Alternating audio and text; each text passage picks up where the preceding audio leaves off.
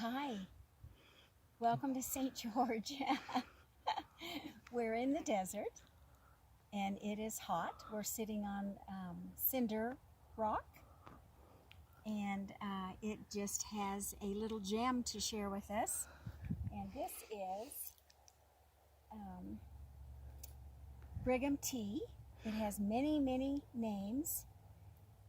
Its scientific name is Ephedra viridis. And even in the unscientific world, I think it's nevadensis for for Nevada. Oh yeah, I think I looked Ephedra, at it before. yeah. Oh, okay, because the one up north is viridis. Oh. Or viridis, viridis. Yeah. I mean, I don't know for sure, Yeah, but right, and we won't know for sure. So it could be nevadis. yeah, however you say it. Yeah, I don't know, but I'll have it spelled correctly in the bottom. One reason we don't know exactly what it is because, my goodness, it's so old and it's been growing around here forever. It actually, they've traced it back. It's 5,000 years old. So there are many species of it, and we're not sure which species this is, but we do know it's the Ephedra plant. And it was known by Brigham Tea and Mormon Tea because when the Mormon pioneers settled the valley, they found this. And Brigham was the prophet at the time and president of the church. And he said, harvest this, make tea from this, and it's healthy. And he went all into what it does for you. So it's called miner's tea, desert tea. It's called... Hooker's tea. What kind of tea? Hooker's tea. Oh, I hadn't heard that one. Okay. Because it's antiviral. Right. Well, and yeah, I was going to get into that because one of yeah. the things it does is fight venereal disease, and it's also called miner's tea for the same reason. The miners used it in their camps to counteract venereal disease. So Hooker's tea, yeah, it would fit right in there. I mean, they didn't have anything else used back then. Right. Yeah, they didn't. It's also called Squaw Tea. And desert tea, did I say that already? So anyway, it has... Popotillo. Yeah, Popotillo. That was the last one I was going to say. That's my favorite name for it is Popotillo. So we're out here today harvesting Popotillo. And when you harvest in the wild, you have to be very cognizant of the fact that you don't want to take too much. You don't want to harvest it in a greedy mindset. You want to be thankful to nature, to Heavenly Father, to the plant for what it's giving us. And if you look around the area, it is barren here. There's only 3 or 4 kinds of plants that are growing. And the more desolate it is, the more barren it is, and the harder it is for a plant to survive, the stronger medicine it makes. And so that's one of the reasons that this plant just carries a whopper healing power. It's good for all sorts of things like arthritis, edema, rheumatism.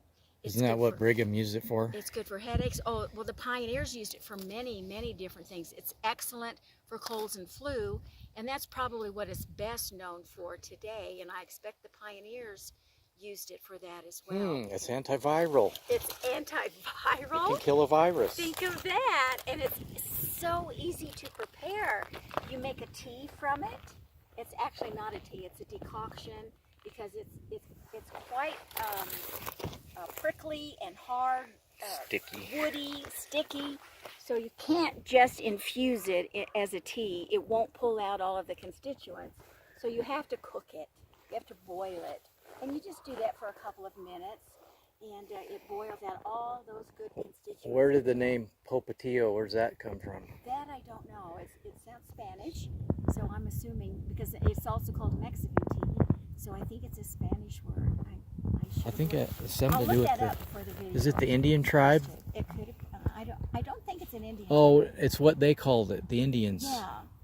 Yeah. Okay. Yeah, it was their name for it. So I'll look that up before we post this and see what that actually means. Because who's the guy that was Brigham's liaison with the Indians down here? Oh, yes. Was it?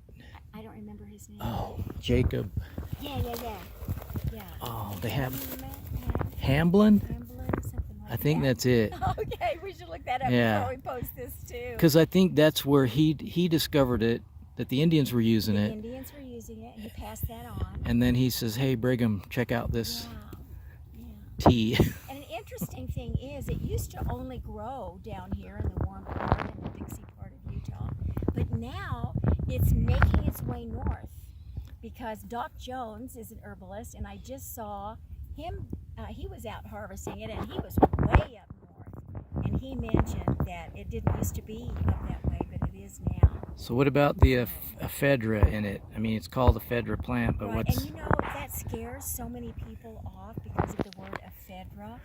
But you may know that the FDA pulled ephedra off the shelves because it kind of acts like adrenaline, and people were misusing it, for number one. And number two, they were pulling it out of the plant and isolating the ephedra part.